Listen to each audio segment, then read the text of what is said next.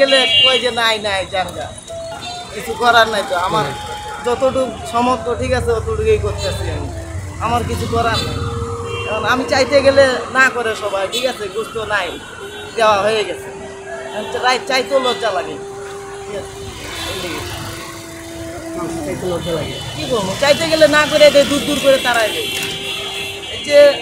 যেগুলো ফালাই দিছে ঘুরা বেড়া এগুলো নিয়ে আর কি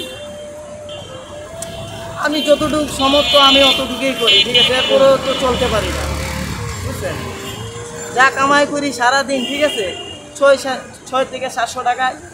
অটো রিক্সা তো অনেক বাইরে গেছে এর কারণে খ্যাপ নাই এখন তো বাজার করা সম্ভব না